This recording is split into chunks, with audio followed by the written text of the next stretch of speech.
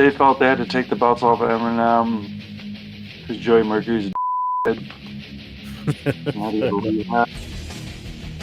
DiBiase was like trying to console Joey and he was like, okay, well, you know why they're doing the title switch. You know why they're doing the title switch. It's not because of anything these guys have done. It's not because of anything they've done. And I remember Brian got so like it was like seeing the kettle just go like, yeah, rightfully so. There was some political discussions going on, which swayed the office into putting the attention on that instead of the winners of the actual match. Way too long since we've done this. It's We're true. live, pal. We're live. But I haven't done an intro for this podcast yet, and I'm not gonna do. I guess I'm doing one now. Paul, man, it's been way too long. Way too long. How you been? Good. Real good. And we're here to talk about that's wrestling. Wait, no. See, we need a better intro. We gotta figure this out. Hey, babe. Hey, babe. Hey, baby. Hey, hello, baby. Hello, baby. That's right, wrestling. Part 4. Shout out. That's right. That's for you, Andras. I was watching a film the other day. I told you, didn't I? What was it called now? And he's in it. With Drew Barrymore? Or was it No, Attic Expedition? Andre Jones. Yeah, no. But he was in a movie with Drew Barrymore. I can't remember the name of it. But you're probably thinking Attic Expeditions with Seth Green. No, sorority something. Oh, Sorority Babes in the Slime Bowl-orama. Yeah, I watched that the other night. It was random. And I saw this spec guy with glasses on, hair brushed down. I thought, I recognize that guy. I thought, it's Andres Jones. Did you ever see his role as a bully in Saved by the Bell? No, I haven't watched Saved by the Bell since I was a kid, so a lot of it's got lost on me. Did y'all get that over there, Saved by the Bell? No, we got it, but I mean, I was like 5 or 6 when I watched it. Yeah, it's very helpful for kids to learn. That's how I learned about interacting with other people. There's someone we know who should have watched it then, because they can't interact with anyone. Yeah. Who knows what shows they're watching? You know, getting pumped or getting hard or lifted or I don't know. Oh, so oh no, I missed this. It's been too long. Everyone's just been asking me. They said, "Where's Paul? Where's Paul?" I'm like, "Well, he's alive, and he's doing good. He's healthy. He's he's doing movies and shit, and he's in MLW now. So tell us about that." Yeah. They had been trying to get me to do something with them for a few years. I want to say just at like around the 2021 maybe. Oh, wait. Or during the pandemic when Kross was still there. Or maybe it was after he had left. They had already started doing the Aztec Underground or whatever that thing is called with Dario, who it's like their take on Lucha Underground. Yeah, basically. With Dario Cueto, he's a different name there. I'm blanking because you put me on the spot. I didn't put you on the spot. I just asked you. I'm kidding. No, but I should know this. Because they had been contacting me for a bit during the pandemic, and I had just moved to New Mexico, and I just wasn't feeling good enough to wrestle. Like I wasn't thought my ship had like, I was just like, nah, I don't think I'm ever gonna do that again. I can't find the motivation to want to put myself out there like that. Like, because you're extremely vulnerable in so many ways just being out there. And I'm not even just talking about, you being uh, shapely, confined with spandex and, bulges of different variations and I know all about the mounds. bulges. Yeah, I mean, certain people, well, hell, that's spandex is for everybody, right? Who knows? It's made for. Not for me. Baggy jumpers and jeans, that sorts me You out. don't know that. You don't know that. A do-rag could be spandex. Oh You no, never man. worn a do-rag? I'd look like fucking Yaphet Koto in Running Man. What was his name of his character? Yaphet. Is Actually, that you how look you more like pronounce it? Big Boss Man with a do-rag. Oh, I forgot about that era. Well, yeah, I don't know.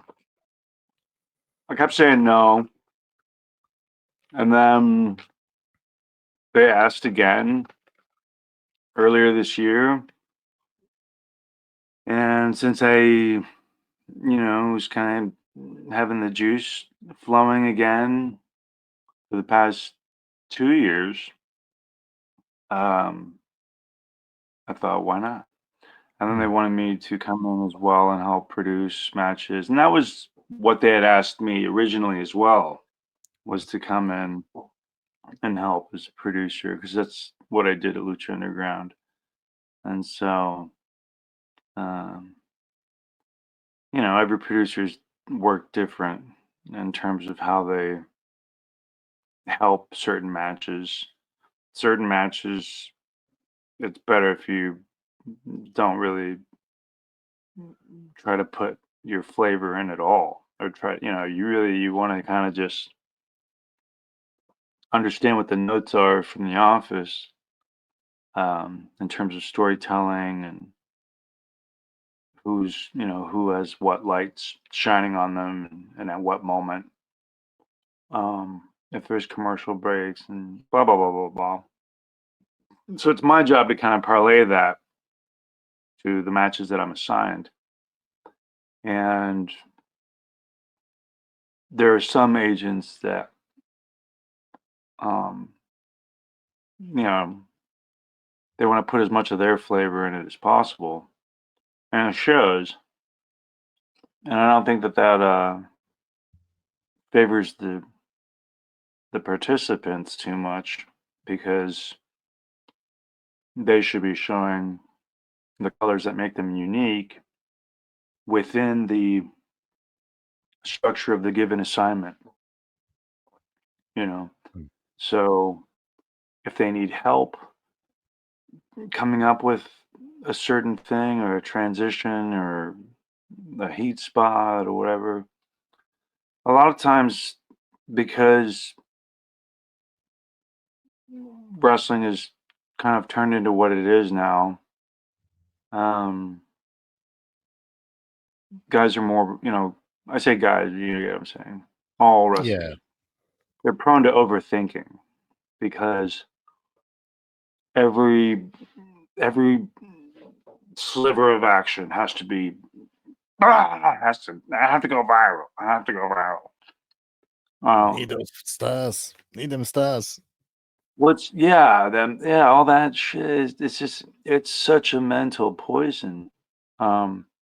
Because you have enough, I think, at least for me, I get enough anxiety and kind of just, and a lot of it's really excitement. Most of it's excitement. Like, I think putting, oh my God, I'm so nervous. And people can talk themselves into thinking that that's a bad thing, but you can also really breathe into that as being excited, you know. And And so that's really what you start telling yourselves. And that's really what it is, because I love doing it. I love interacting with an audience. I love interacting with fans. I love tricking them. And in the illusionary, is that the right word? Illusion, elusive. No illusion. Yeah, the illusion of it. Well, I'm at in terms of that's what I'm supposed to do out there, along with this other person or whoever's involved. Because so much of what they see just looks so phony and so stupid. And so they're really just kind of cheering because it keeps them awake, I guess, if you move.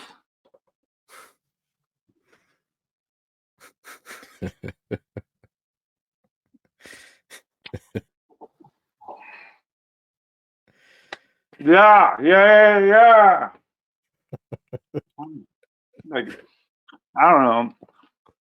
Someone's gonna splice that and put it on like a reaction to AEW.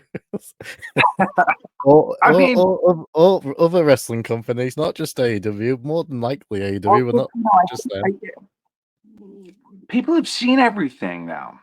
Yes, they've seen things they never thought they would see. They see attempted murders every Wednesdays. They see, kidnappings. They see houses burning down.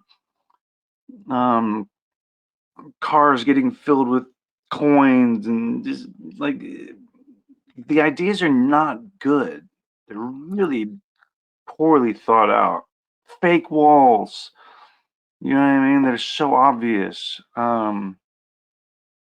Bad camera angles where you can see tunnels that connect in the back when they should be the illusion that they're. It's so careless. It's so careless. And so in turn, it's hilarious. My favorite comedy out there. It's fun. Stay on MLW a little bit. But yeah, going back to MLW, so it just felt like the right time to say, hey, let's go for it. I like the roster of everybody that they had on there. It's a lot of people that I'm really excited. I'm fans of. Like, how can you not be a fan of Timothy Thatcher? Dude's like, in my opinion, just awesome. I could watch him eat rice. For people who hasn't watched it for a while, obviously they lost two big time plays in Hammerstone and Jacob Fatu leaving. For a new viewer who hasn't checked out MLW, who would you say is like the big stars to watch, or like people who excites you, like who you would say to people, yeah, check MLW out for these people? Well, that's the thing. It's got such a.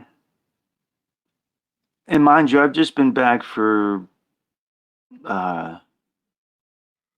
2 shows so far because I had an injury and then I had a work thing and I missed one of the shows, the Atlanta show or something. So, I know that they have quite a few Japanese names, like Kojima and KENTA and a lot of luchadors. I think Mystico and I think Hechicero, I think was at this last. There was a really lucha influenced show. There was Ricardo's there as well as the Jesus. yes. So now there's another. I'm doing a terrible job of selling this company. I'm not gonna lie, Let me bring up the roster. Dijak's they're kicking down people's heads. Isn't Bischoff there? No, I haven't seen Bischoff. I thought Bischoff is there now, doing something. But it's funny because I was on the first MLW show ever, I think, in Orlando, and want to say that was like against Jerry Lynn, and like Chris Daniels was involved, and that was like a really cool thing. It was, it's like still Court Bauer, you know. Court's awesome. I've always gone along with him. But he's put together a really good crew of just people who all have an idea. They know what their assignment is. Everybody knows what they're doing, and everyone communicates as best they can with everybody. And there's a production truck, and Dave Marquez is there. I've known him from Southern California days. There's a lot of old faces and a lot of new faces. I shouldn't say old faces, familiar faces. I'm probably the oldest. So old. Oh. Ah. Yeah. All good. But now, I've checked out a few times in the past, and like especially when Paul Walter Hauser's been there, my buddy. Jimmy Yang was at, I think, the Atlanta show. TJP, Akira, who's a guy I've been getting more familiar with, and I'm a big fan of. Very unique, talent, just very talented guy, who has a lot more to offer than just like crazy hardcore stuff. Same thing with like Matthew Justice, who's awesome. Could say what happened on the show, but I don't want to give away spoilers. Oh no, no spoilers here. I don't even know if I can remember my match. I got kicked in the face so hard and so many times. Yeah, I forgot I was talking to the other day. KENTA. Sorry? Thanks, KENTA. KENTA. How hard is his kicks? At least I took the real GTS. How was it? I don't remember. It's snug then. I just remember his shoe was like right here. But I also remember the side of my foot going on a spinning heel kick. Tried to take his fucking head off. He's someone who didn't really work out for him in WWE. He came in with a lot of promise, but for one thing or another, it didn't really work out for him. But since he's been in MLW, they couldn't understand what he was saying, or what was his deal? Because I didn't watch when he was up there.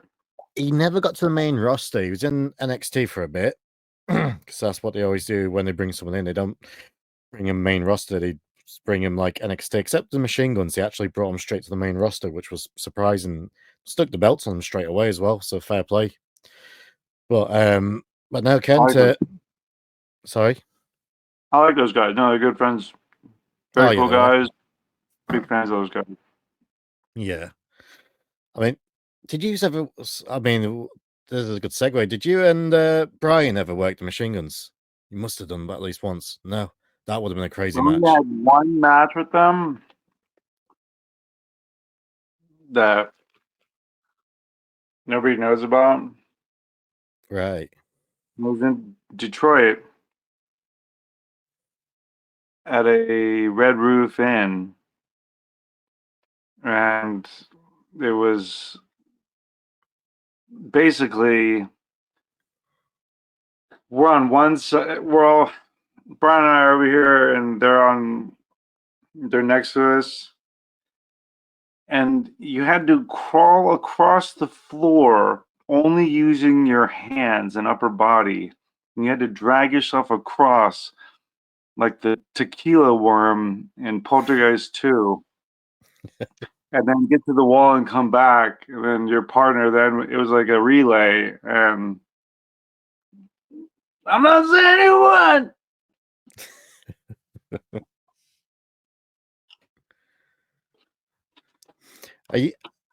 Are you surprised that they eventually made the jump, or because like I'm happy to see them in WWE, but it's kind of like I wish they was there 10 years ago when They can still go, but obviously, 10 Yeah. years ago, they were so smooth.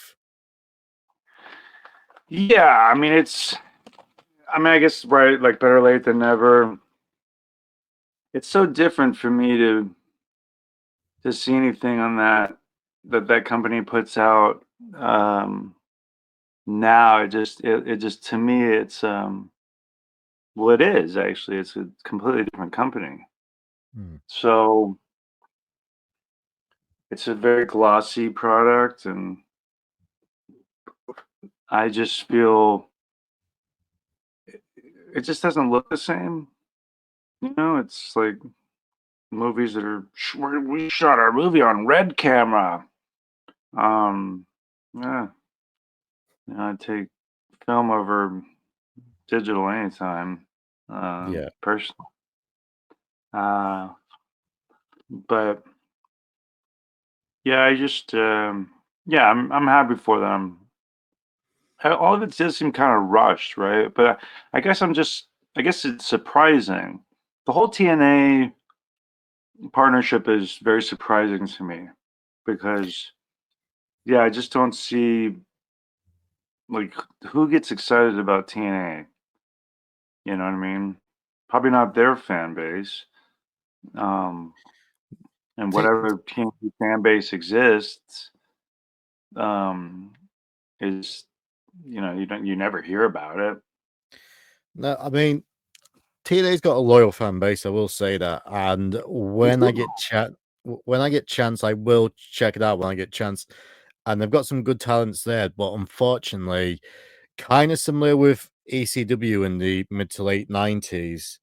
Whenever someone starts getting big in that company, you've got WWE or WCW. I guess today WCW is AEW.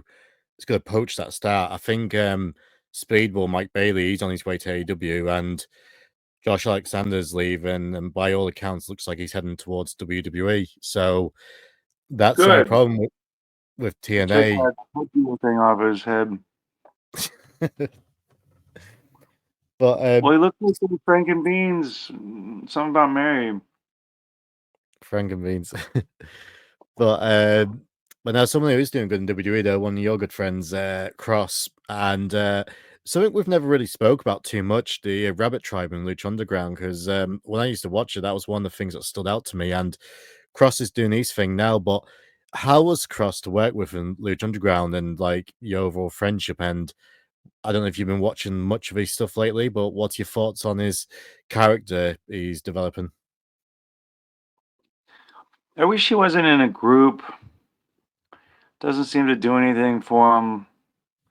He seemed to have a lot more buzz from what I could tell when it was just him and Scarlett. Yeah, well, it felt Uh, like it was more of a presence. yeah, it's just so muddled, like with members and Paul Ellering, who doesn't do anything except die or get beat up or what. I don't know.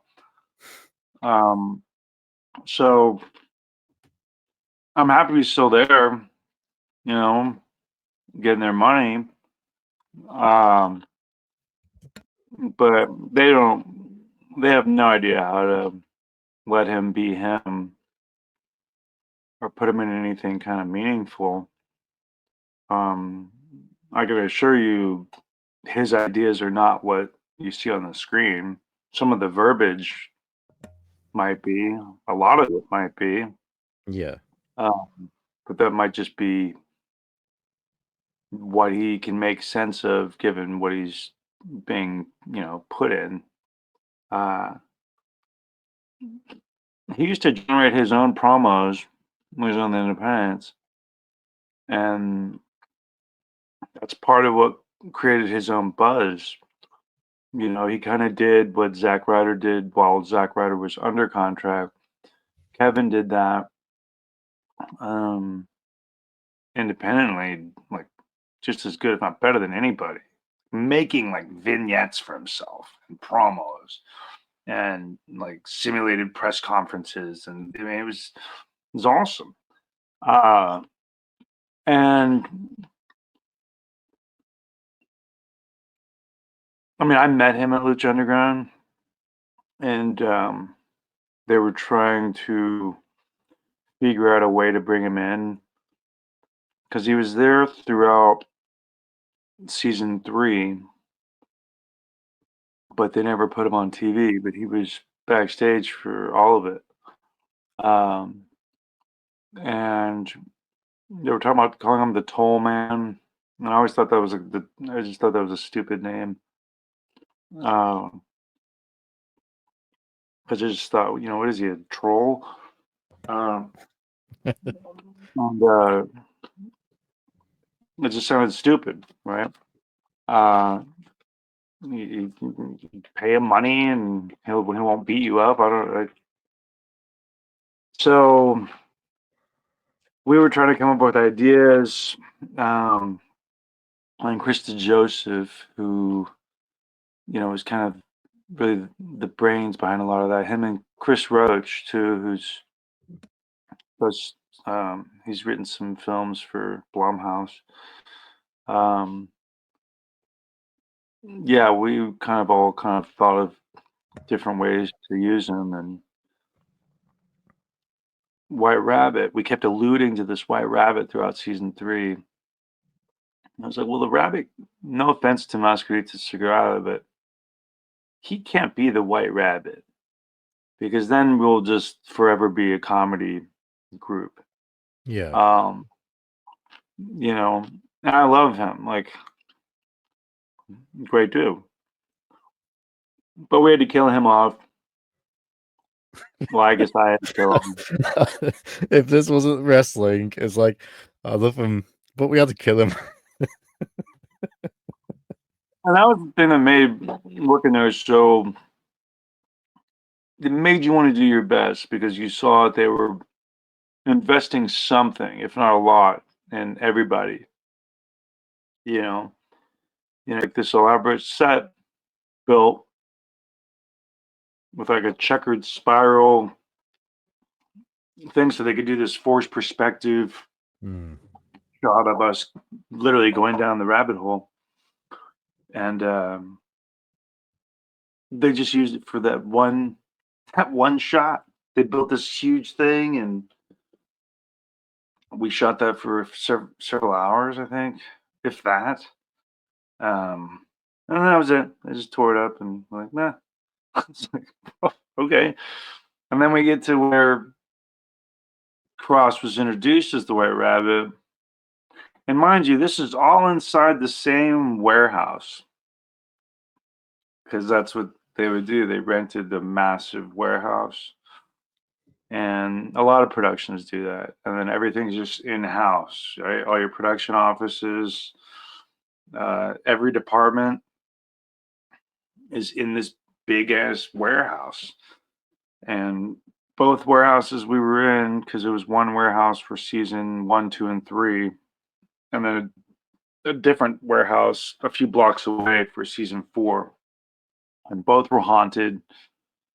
Both had like endless catacombs and just weird, just some crazy old LA Boyle Heights chicanery. But the set with White Rabbit was like this underground layer with roots and trees and all this stuff. And I was like, man, like, it's cool to have people believe in what you're doing and willing to invest that much into it.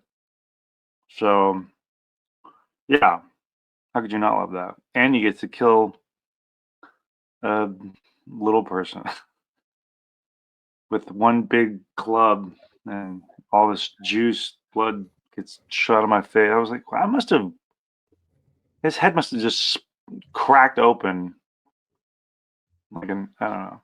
One thing I wanted to ask you before, I don't think I've ever asked you that. So, obviously, you had the big split from Kidman and then the tag title run.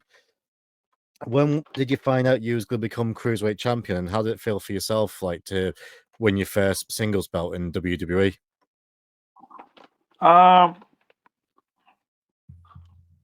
There were a lot of emotions that kind of went into that. I found out the day of, I thought it was a rib because we were in Houston. And so I thought, well, it's not Austin, but it's close enough. I'll take it. So that was really special for me to. That was after, yeah. As far as singles, that was my only real singles title. But you know, it happened in a battle royal, so that kind of puts a little bit of an asterisk next to it. And I didn't like the finish to the battle royal. It wasn't as clean as it should have been. But they still reacted and loved it, and Kidman took a great bump over the rope to the floor. And, you know, it was a special moment for me. And then I got to go right to LA for all the WrestleMania 25 stuff. Or no, 21? WrestleMania 21. 21, yeah. 25. No, but it was neat because they did like an LA, it wasn't LA Live, but it was, they set the ring up and had big events all down Hollywood Boulevard. And I like captained and had like, it was me, Funaki, and I don't know. I know Kidman, Nunzio, Chavo. No, it might have been, yeah, it might have been me, Funaki, and Nunzio against maybe Yang, Kidman, and Chavo. I can't remember, but that was the main event of this show that they had as part of like WrestleMania Access, whatever, throughout the week, you know. And that was really cool. I felt that was a really big step up for me so soon after having won it. You know, you kind of get to prove yourself in like an actual match as opposed to a battle royal. But funny thing about that battle royal, though, that I think I've talked about this in the past, but I had the Cruiserweight title when we went to Europe. And same thing, battle royal. This is for the Cruiserweight Championship. And it got down to the last three were supposed to be me, Chavo, and Kidman. And Chavo and Kidman are beating me up, and I'm trying to fight back.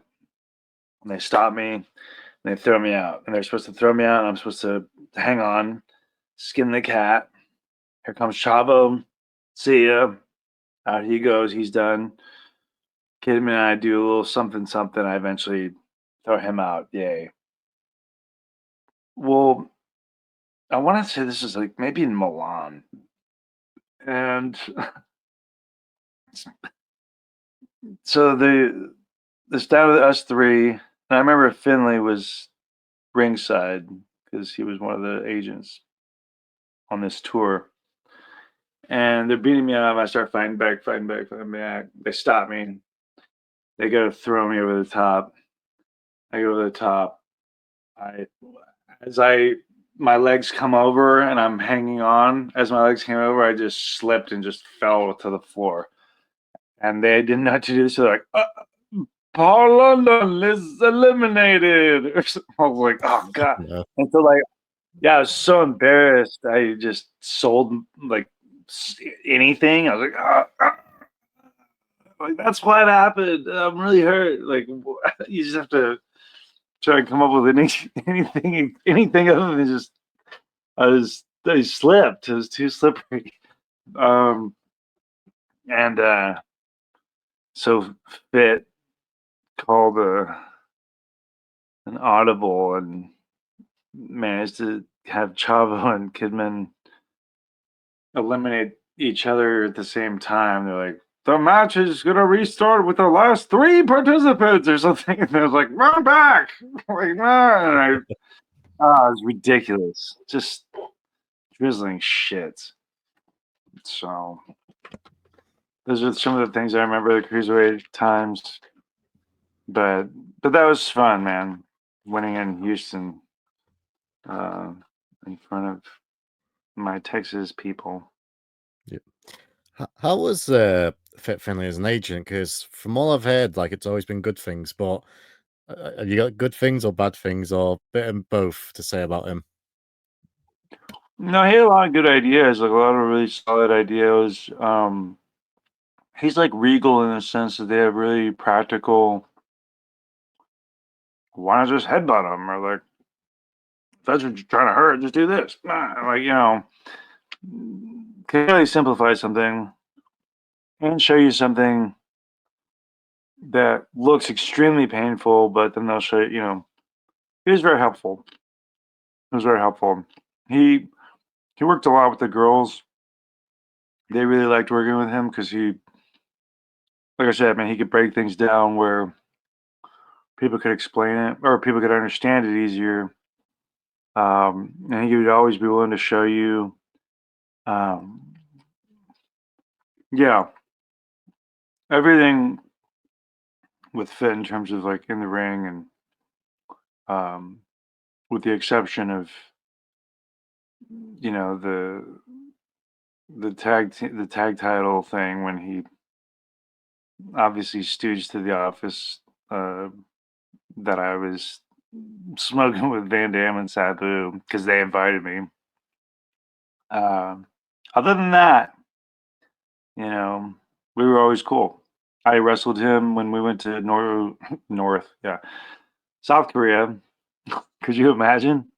We went to North Korea. We never made it back.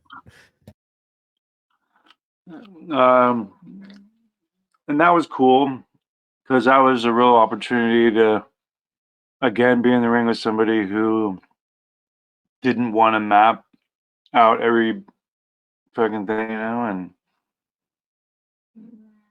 it's really easy to just go in there and listen, but I would have loved to have done some things differently. I was already kind of in a mindset where I was too generous. But you live and learn. Cool. You mentioned your tag belts. We've spoken before how it's ended, and you just mentioned it again. But obviously, how did it start? And did you just realize how long? Did they give you any? I don't know, forewarning and say like, yeah, you're gonna have the titles for a long time, or was it just right? Have this feud with Eminem and see what happens after this. No, they felt they had to take the belts off of Eminem because Joey Mercury's a drug head. What? No, that's fair enough. Okay. The sun is hot. So I remember that specifically because we were in New Mexico, in Albuquerque, and Ted DiBiase, the charlatan he is, he had us all outside or in this other building, and we were going over our match because we were furthering the angle, of us basically sweeping Eminem and just beating them every match we had. Yeah. And so I remember Theodore DiBiase was like trying to console Joey the drug head, and he was like, okay, well, you know why they're doing the title switch. You know why they're doing the title switch. It's not because anything these guys have done. It's not them. It's not because anything they've done. and I remember Brian got so like it was like seeing the kettle just go like Yeah, rightfully so. yeah, yeah. And I had to like pull him outside. He was like, "That motherfucker, piece of shit, fucking insult us to our fucking faces." I'm like, "Hey, everybody's got a price, man." But yeah, just you get a lot of backhand piece of shit comments like that, you know. But we beat them, so we had the last laugh. No, they there was never like a real. It's gonna be a year, but it was just that the more they would throw these projects at us and realize how much they sucked. Like I mean, we had great feuds though, like mini feuds that we were lucky to get onto pay-per-views. You know, we had great chemistry with the Pit Bulls. Yep. We absolutely loved working with those guys. We tore the house down in Montreal. I mean, just it was pretty insane. Casey James and Aaron Stevens, teachers pad whatever, had same thing. Great chemistry with those guys. Eminem, great chemistry with Johnny. So that was something where then they would try I remember. Okay, so then we had the ladder matches. The ladder match thing. I'm trying to remember how that came about, but they told us that during the week. They're like, "Oh, your match with Regal and Taylor this weekend. We're adding Eminem and we're adding the Hardys." Like, what the fuck? And we're gonna make it like. I don't think there was any tables used in that match, but it's gonna be a ladder match featuring the Phantom of the Opera. And it, you know, we made it work for us. But unfortunately, because Phantom of the Opera made an appearance, there was some political discussions going on, which swayed the office into putting the attention on that instead of the winners of the actual match. I mean, there was just a lot of things, you know what I mean? Like, we didn't have merch while we had the belts. We got merch after we had already dropped them. They took us out of the video games to put Crime Time back in the video game after they had just fired Crime Time. So we got replaced in video game from people that didn't even work there. Because you mentioned the merch there, and I mean during that time you were wearing the masks, which to me I thought they got over. So that was a missed opportunity. The conversation I had with Johnny Scatman Ace was that, you know, why can't we make merch with this? Ray already has merch with masks. We don't want the people to get confused. Who the fuck is going to get confused with Rey Mysterio's mask and some janky theater mask that Brian's wife made while she was exploring one of 30 careers attempts? And so, you know,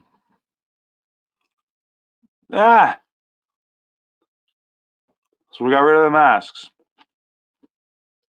And yeah, you know, Boogeyman, who had face paint, had a mask. That was merch. It's like, what the fuck is going on here? Why not sell a makeup kit for Boogeyman? That's fine though. This is gonna make me sound so like all he does is complain. Bench. Yeah, it's like no, I'm just gonna put a laugh. He asked the question, I'm answering it. What do you want me to say? God, we loved working with Joey Mercury. He was so cool. Like what a smart little guy there. Just didn't want to, like, he wouldn't even bump. That's how good he is. We couldn't even knock him down. He's so strong. He wouldn't bump because he was apparently made out of peanut brittle or rice paper. But I mean, it's like I just have fun with this shit, you know? And just the way that I see it is humorous. Because it's so ridiculous. It's ridiculous. It really is absurd. So when I recall something, it's ridiculous in my mind, but I have zero like animosity or anger. Just because I don't like somebody doesn't mean I'm like full of gasoline. Like, oh my god, I hate this person. A piece of shit's a piece of shit. Nah, it is what it is. You don't have to like everybody. To follow on from that, so you said one of the reasons why Eminem dropped the belts. I always thought it was obviously to put you guys over, but I've always thought like one of the reasons they dropped the belts was because WWE saw Johnny as like the singles star, and they wanted to break him up. I mean, one would think. I mean, Johnny's incredible. He's one of the most talented people I've ever been in the ring with. He can do anything. He's very easy to work with. He's safe. If anything, I probably hurt him more than he's hurt me. I think back to that. I did a springboard missile drop kick to him when he was climbing a ladder, or he was on the ladder, but I didn't get high enough, so I kicked him like in the hip, and he fell off in such a weird way, and I always felt so bad about that. I was like, oh, sorry, man, it was the shit. But yeah, they never had plan. Like they never had any plans for us. No, You know, we kind of got the belts because they didn't have anybody else, and I'm not going to discredit us to a point. I mean, we worked our asses off, and we were willing to put over every goddamn project they threw at us. You know, the Highlanders were Hunter's pet project. Once they realized that we were the only ones that they could have good matches with, and you know, they didn't. That kind of became an old new toy really quickly. Same thing with the Gemini. Same thing with whoever else. You know, all these teams that we faced were. I'm trying to think. They were either the ideas of somebody in the office. yeah, No one had the idea of putting us together except us. You know, we went to the head of the scat snake himself, and we're like, hey, you know, I don't know why I'm wrestling Cash on this show. Like, I don't know what this match even matters. Nothing against Cash, but it was just kind of like when you were a cruiserweight, it didn't matter. Like your matches didn't matter. Nobody cared. Nobody cared. Nobody watched them. They had no reason to happen. There was no rankings. There was no storylines. And so I expressed that to Dean Malenko, and he's like, well, why don't you go tell the boss that? So like, I think I will. And that's when Brian, I thought, well, you know what? Let's go tell him, hey, I think we can actually do more for the company as a tandem. And then he got really excited, and he was like, oh, yeah, you guys are like pit bulls. Like, hey, this thing with pit bulls. Big surprise, right? It's like, you guys aren't the biggest dogs in the yard, but you got the biggest bite. Wow. It's like, okay, yeah, that's cool. So can we team up? Yes. Then we just took it from there. Just, shorts and all that stuff. And we found our own wardrobe guy who's since passed away. Mr. Wrestling, rest in peace.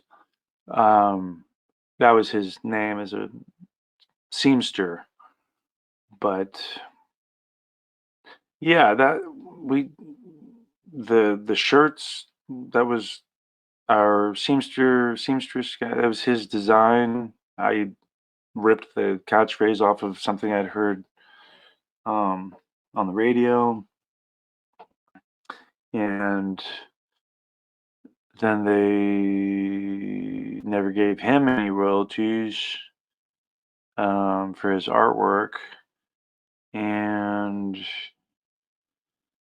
yeah, you develop a numb callousness just so that you can kind of function on that physical schedule traveling wise.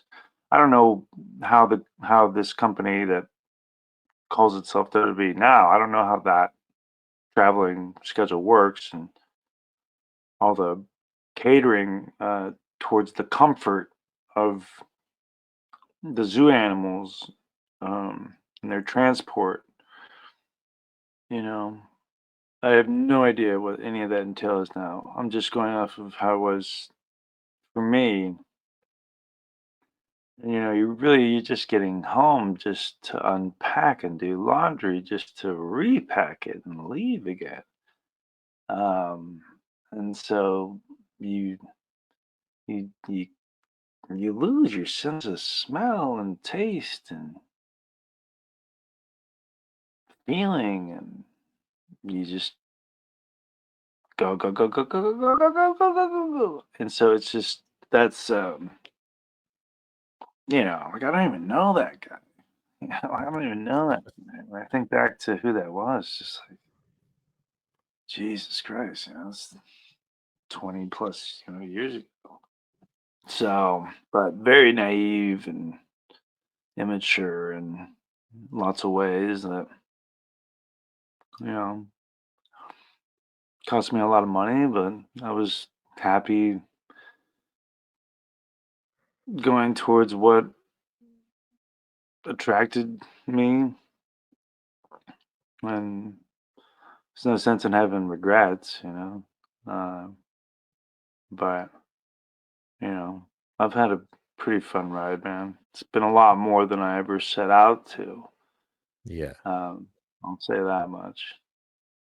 Awesome. Well, we got something you want to promote in a minute, but before we get to that, and I did forewarn you at the start of this recording, your wrestling Mount Rushmore.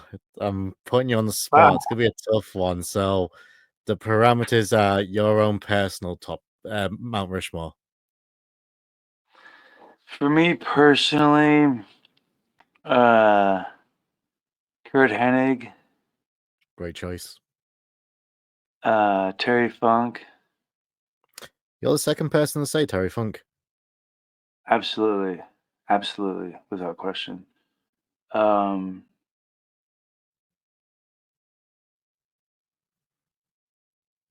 ah, Jerry Lawler, Nice.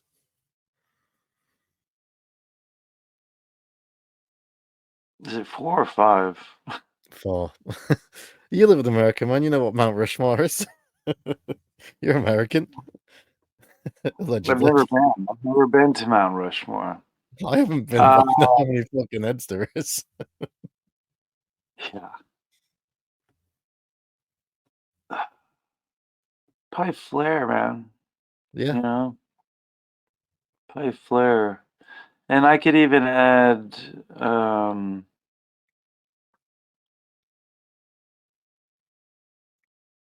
God, it's such a difficult thing to do. Surprised didn't go It's Shawn Michaels. Shawn would be right there. Shawn would be right there, man. Like he would be right there. But I was Kurt Hennig guy all the way through. Shawn and Flair could be interchangeable for me. I can, Yeah. on days I feel like Shawn, there it is. On days I feel like Flair, there it is. Because Shawn was, I was in my teens when Shawn was having his big heel run. I watched all of DX throughout high school, but I watched, well, I guess, but then but I specifically remember watching his debut on, and it might have been the debut of Monday Night Raw, but when he He was debuted as heel and he wrestled Jimmy Superfly Snuka, um, and he used to come out to Rhapsody in Blue before right. he got the scary music, because it was like the first time we had seen him in red and black zebra stripes on white, and just that whole heel run, that initial heel run of his, um, was huge to me. That was, but I was already loving heels at the time because Mr. Perfect was my absolute favorite. Uh, but heel Shawn was like right there. Especially when when Mr. Perfect went babyface. Like what was it, like WrestleMania 9? But I loved that feud too. When I got to see Yeah. Shawn and I got to see the rest. Um, Did you ever share the yeah, ring with Shawn?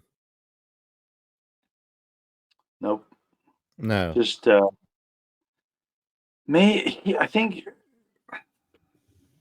he was in the maybe he was in the Rumble. I think that I was in, but I Yeah. don't remember. 2005 views would have been in the Rumble Yeah, together. Yeah. yeah, but that would have been about it. But no, I always wanted to pick his brain more, and I did when I had the opportunity to, because like for me, he was the all round perfect wrestler in my opinion. I mean, Mr. Perfect was perfect in his own right. Yeah, I don't know. Yeah, those those two in particular. But then as I've matured, and I always loved Terry, um, always, always, always. Whether I saw him in films and didn't realize it until I was like, wait a minute, because I grew up on Roadhouse and Over the Over the top. Top. Over the Top is it's top five Stallone for me, Oh definitely. yeah, we watched it recently, and I forgot how good of a film it actually is. And it's such a great father-son film. I Like was watching that's it with my son. Yeah, and I'm so glad you did. Like when you said that, I was like, I know you watched this with one of your boys, if not all of them. You know which one it'll be. Yeah, yeah. But that's culture building, Yeah. you know. That's such a great film. It sucks that he kind of denounces it. Um, Yeah, I wonder why. like, don't come on, dude. You only got paid 12 million for it. What the fuck are you complaining about? Calling it a big one giant music video. Rocky 4 is a giant music video, and that's not a bad Come thing. on. Seriously, these are iconic songs too. Sammy Hagar. Yeah. What's his name from Danger Zone? All right. Kenny Loggins. Is it Kenny Loggins? Kenny Loggins, Yeah. dude. Ah, soundtrack to Over the Top is terribly underrated. I listen to it weekly. Apologize to people who can't see me. My camera's died for some reason. But before we go, James Paul, is now living in Tron World. yeah, I don't know whether to keep this in or leave it out. It looks like I Like am you disappearing. look like you're in rotoscope. Take on me. It's like it's episode of Doctor Who or something. Well, we got a couple of announcements, but well, we got an announcement, but we got something we want to talk about. So, Paul, you've brought back your wrestling academy. So, tell everyone about it. Kayfabe Academy. We are back. And I have a former Cena stabbing bodyguard assisting me on the training days when I can't be there. So, if you want to learn professional wrestling in its purest way, in its most fun way, in its most enjoyable way, in its most believable way, and you really just want to learn pro wrestling, not video game wrestling, then look up Kayfabe Academy. We're on Instagram. Kayfabe Academy. Kayfabe Academy. You can spell that one. And, you know, I interview everybody because there's enough mixed schools and gremlins creating more gremlins and people who trained off of YouTube or taught themselves, and there's enough of that crap. So I need to interview you and see if you'll be a healthy addition to the group instead of a not so healthy one. And I've had people like that, and they've kind of weeded themselves out because you can usually see who's willing to put in the work and who isn't, you know. And well, I do have standards because I respect the wrestling business and I still, I love it. And it's how I've been able to make a living for quite a long time. So why wouldn't I want that to continue? And I really just want people who have, you know, like-minded people, I guess, people who want to do this for the right reasons.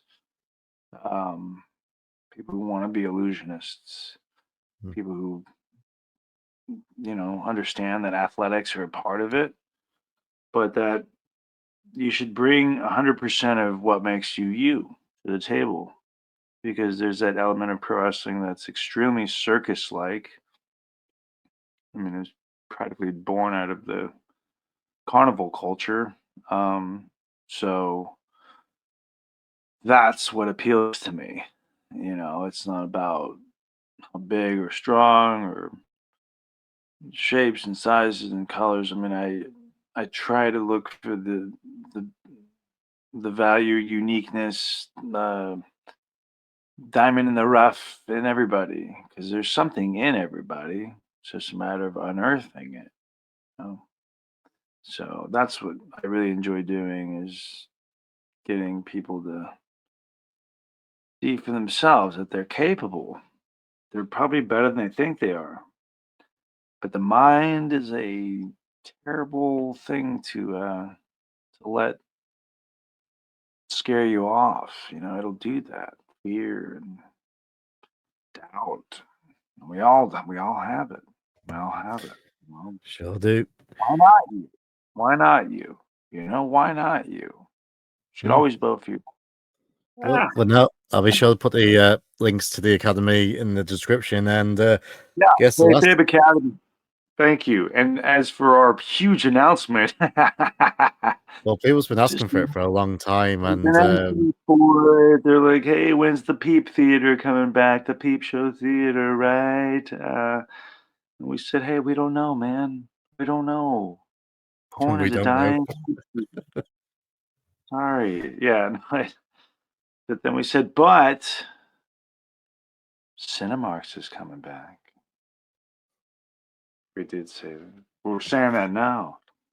Just when you Yeah. thought it was safe to go back into the theater, when you thought it was safe to sneak in with your ticket that you didn't buy.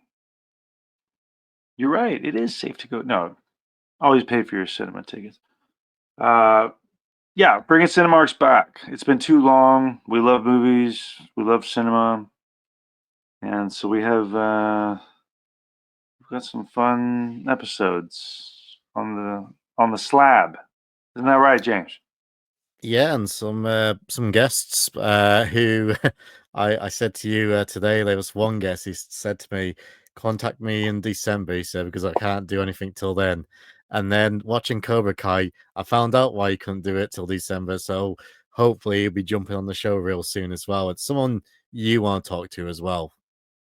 Yeah. So hopefully he's not a menace. no. Oh, that's that's a nice little clue. But yeah, everyone, Cinemax is coming back really soon. But obviously, Paul jumped on with me today, which I'm very grateful for. Obviously, Yeah, it's been a long day. I mean, we talk every other day, but we haven't actually done this for like since a previous life, I guess you could say. So it's been a while. My fault. My schedule's very erratic and unpredictable, and James can attest. Like I get plenty. Auditions keep coming through, and I'm very grateful. I'm happy you're getting the auditions as well, and you're getting the work. So I'm happy. Yeah, it can pop up at any moment. Yeah, and that changes the course of the day. That's the thing I'm enjoying with this now, because I don't really do live streams now. With Cinemax, we'll probably do live streams, but with this, where I'm just releasing one video a week, I can just like record at whatever time for the guest and what time works for me, and then for the rest of the week, I can just edit the video, then just release it on the Friday. So Nice. I've got a lot more free time now, and my camera's off now because it's died. But I'm starting to feel better in myself as well, so I'm enjoying it. You look 8-bit.